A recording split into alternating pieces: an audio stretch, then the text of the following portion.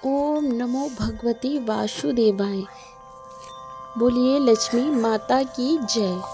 हरे कृष्णा। क्या आप जानते हैं वैदिक संस्कृति में संपूर्ण वर्ष के दौरान इतने सारे सुंदर व्रत, त्योहार और पर्व क्यों आते हैं? वास्तव में यह सभी मांगलिक पर्व मनुष्य के जीवन में नवीन ऊर्जा और आध्यात्मिक चेतना का संचार करते हैं, जिसके माध्यम से मनुष्य अपने धर्म, अर्थ, काम और मोक्ष की ओर सुचारू रूप से गति कर सके। ऐसा ही एक मंगलमय दिन है अक्षय तृतीया।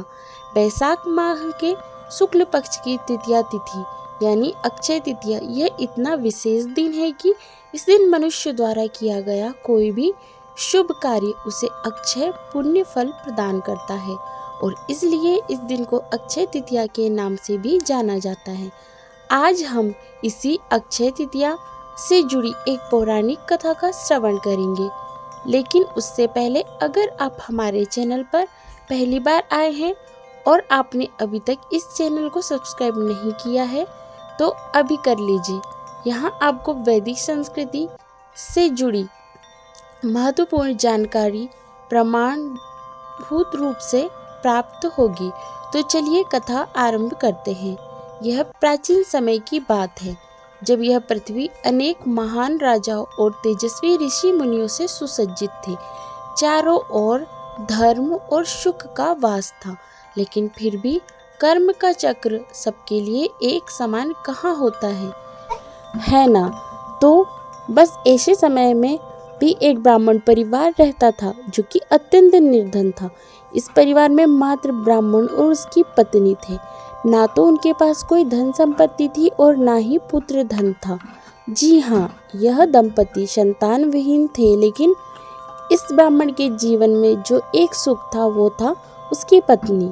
उस ब्राह्मण की पत्नी अत्यंत विनम्र, सुंदर और पतिव्रता थी। ब्राह्मण भिक्षा मांगकर जो भी लाते उसी में वह संतुष्ट रहती थी और अपने पति की सेवा करती थी।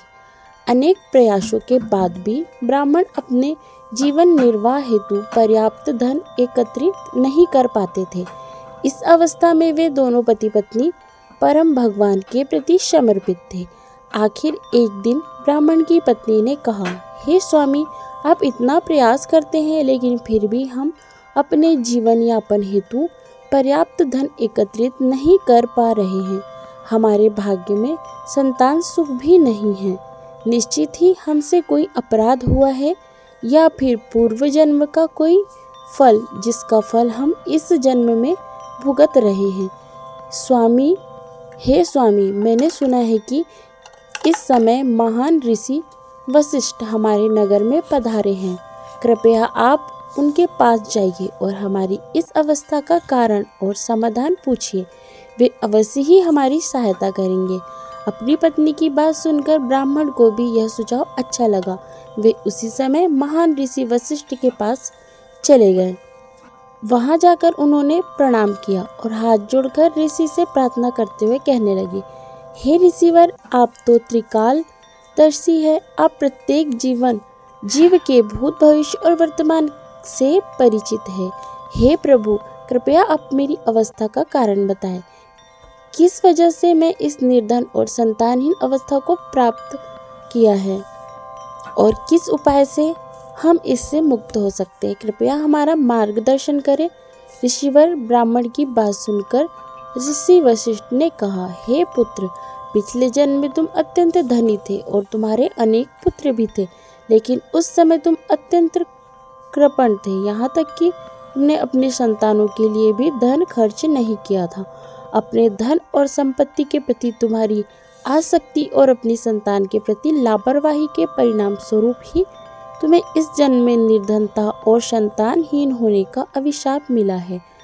उस समय किसी कारणवश तुमने वैशाख मास के अंतिम 5 दिन में व्रत का पालन किया था, इसलिए इस जन्म में तुम्हें ब्राह्मण का शरीर और अच्छी पत्नी प्राप्त हुए है।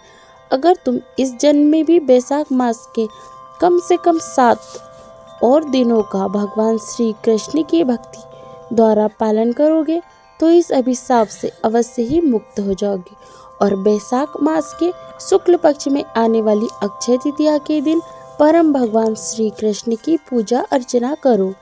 ब्राह्मण ने वशिष्ठ मुनि की बात का अक्षरशः पालन किया और उसके फलस्वरूप वह ब्राह्मण अपने निर्धन और संतानहीन अवस्था से मुक्त हुआ।